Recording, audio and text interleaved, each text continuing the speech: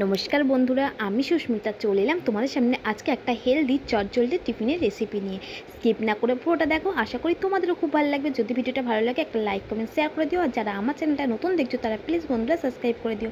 Facebook page थेके देखे थाकले please बंधुरा फेसबुक पेजटा फलो करे दिओ, सपोर्ट करो, भालोबासा दिओ, आशीर्बाद करो। तुम्हादेर भालोबासा आशीर्बादे जेन आमी आरो दूरे एगोते पारी।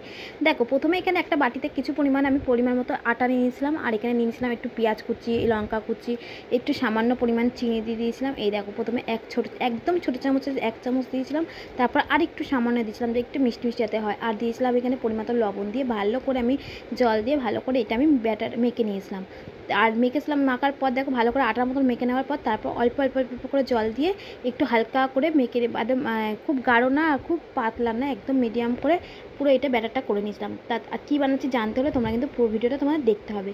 আর তোমাদের এই টিফিনটা কাদের বেশি ফেভারিট এটাও তুমি ঝটপট কমেন্ট করে জানিও।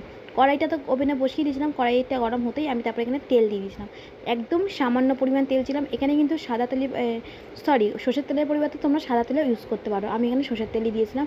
সাদা তেলটা দিলে ভালো হতো। আর এখানে আটার জায়গায় ময়দা দিয়েও করতে পারো, আমি এখানে আটা দিয়েছিলাম।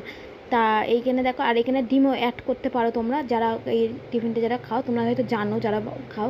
আর যারা নতুন করবে তারা যদি কেউ নতুন বানিয়ে খেতে চাও সেটা তোমরা ইচ্ছা হলে ময়দা ডিম দিয়েও করতে পারো, ভীষণ ভালো লাগে।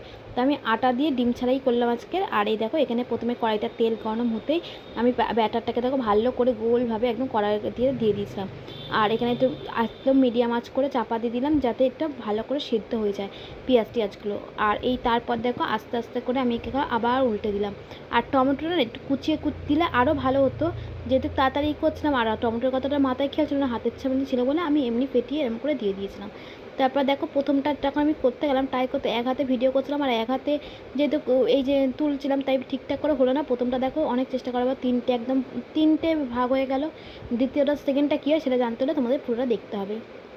তা আমি দেখো খারাপ হয়েছে বলে যে তোমাদের সাথে সেই ভিডিওটা শেয়ার করবো না সেটা নয়, খারাপ হোক ভালো হোক পুরোটাই কিন্তু তোমাদের সাথে শেয়ার করি। কেন তোমাদের আগের ভিডিওতেও বলেছি আমার সব কিছু যে কোনো ধরো রান্না বলে সমস্ত রকম তোমাদের কাছে শেয়ার করি, তাই খারাপ বলো ভালো বলো সব ভিডিওই তোমাদের সাথে শেয়ার করছি।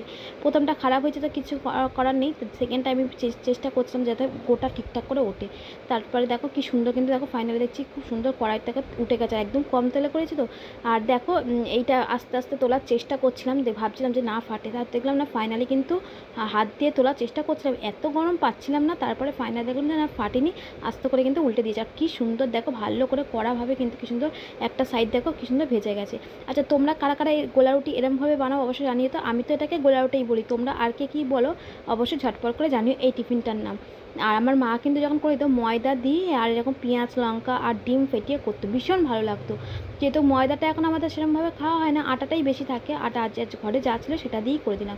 অন্য সময় ময়দা থাকলে ময়দা দিয়েই করে দিই। আর এতে ডিমও ফেটিয়ে দেয়, ডিম ফেটিয়ে দিলেও খুব সুন্দর লাগে। আর ডিমটা আমি আর দিলাম না, ডিম ছাড়াই করে দিলাম। তা দেখো এখানে ভালো করে এপিট ওপিট করে কড়া করে ভেজে নিলাম। তা ফাইনালি কিন্তু দেখো আমার কিন্তু সমস্ত হয়ে গেছিলো, সমস্ত কটা গোলা রুটি কিন্তু এরকম করে নিয়েছিলাম। দেখো লাস্টে একটাই ছিল, তবে এখানে 4টে করেছিলাম। তো ভিডিওটা কেমন লাগলো তোমরা ঝটপট কমেন্ট করে জানিও বন্ধুরা। টিফিনটা আজকে কেমন ছিল আর তোমাদের কাছে ফেভারিট সেটা কিন্তু কমেন্ট করে জানিও বন্ধুরা।